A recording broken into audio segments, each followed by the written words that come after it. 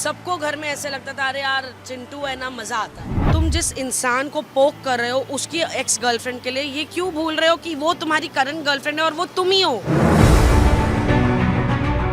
आप लोगों ने कहा है कि it has been a strategy of be it pregnancy, be it Sushant Singh.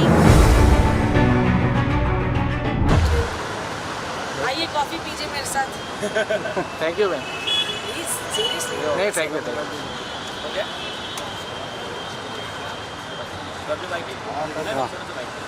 वो करके निकल आ रही है। और जैसे आपके फैमिली के मेंबर्स में भी जैसे देखा जैसे कि जो बच्चे हैं वो भी थोड़ा शाय इमोशनल हो गए थे, तो क्या कहना चाहेंगे क्योंकि इतने टाइम बाद आप उन्हें मिले?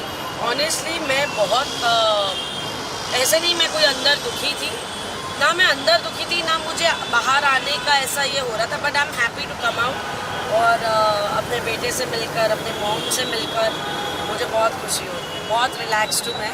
सो सॉरी यहाँ देखते हैं तो हाँ बिग बॉस में आदत थी ना कैमरा में नहीं देखना है, तो एनीवेज हाँ मैं बहुत खुश हूँ बाहर आके अपने परिवार वालों से मिलकर। ऑनेस्टली ये बात मैंने कई मेरे निकलने के आई थिंक 2 हफ्ते पहले या कभी बोल दी थी या उसके पहले ही कि यार समर्थ और ईशा तुम कर क्या रहे हो। तुम जिस इंसान को पोक कर रहे हो उसकी एक्स गर्लफ्रेंड के लिए ये क्यों भूल रहे हो कि वो तुम्हारी करंट गर्लफ्रेंड है और वो तुम ही हो। तो तुम अपने आप को ही उछाल रहे हो तो उस पर समर्थ ने कहा अच्छा आप ईशा को इम्प्रेस करने की कोशिश कर रही हैं।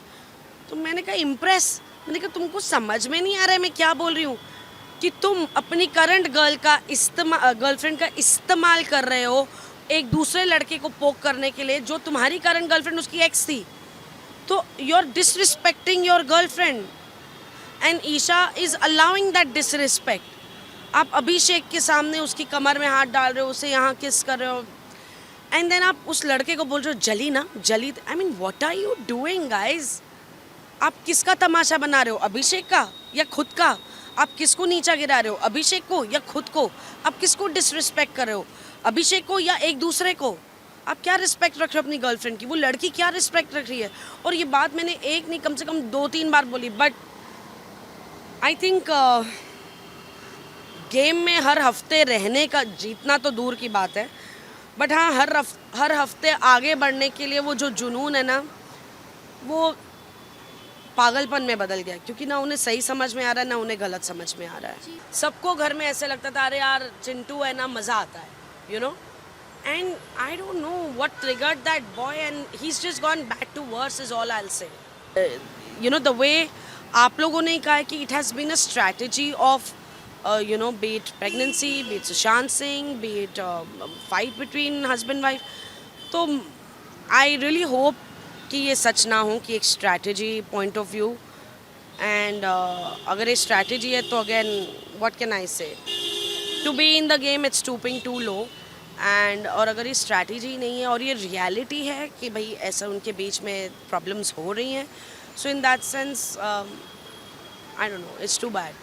हस्बैंड वाइफ में क्लैशेस होते हैं, कोई मतलब ओ माय गॉड वाली बात नहीं है, इट्स वेरी नॉर्मल हर रिश्ते में एक कहीं क्लैश होता है, एक समझ में एक डिसएग्रीमेंट होती है, इट्स प्रीटी नॉर्मल, जो एक्चुअली ऐश्वर्या और नील में हुआ।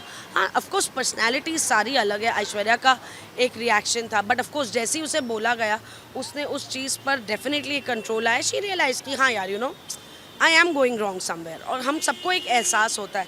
But somehow Vicky and Ankita, Vicky is a very dominating personality, बहुत ईगोइस्टिक आदमी है, वो खुद इस बात के बारे में मानते हैं और बोलते भी हैं एंड आई थिंक समवेयर ना उनकी यार मुझे ऑनेस्टली अभी रील और रियल में उन दोनों के बीच में समझ नहीं आ रहा है, टू बी वेरी ऑनेस्ट, क्योंकि अगर बाहर आके by the grace of God आपका रिश्ता बहुत अच्छे से चले, बहुत खूबसूरती से चले, तो फिर ये सब करने की ज़रूरत क्या थी, ये सब शब्द बोलने की ज़रूरत क्या थी, इतना क्या जाने की ज़रूरत है कि हम फिनाले तक जाएं या जीत जाएं। I mean if these things are going to make you win, I am sorry, I don't think एक ऑडियंस जो आज एक बहुत सेंसिबल ऑडियंस है हमारी, वो ऐसे रिश्ते देखना चाहती है ऑन स्क्रीन, और अगर ये स्ट्रैटेजी है then it's really very low to be in the game.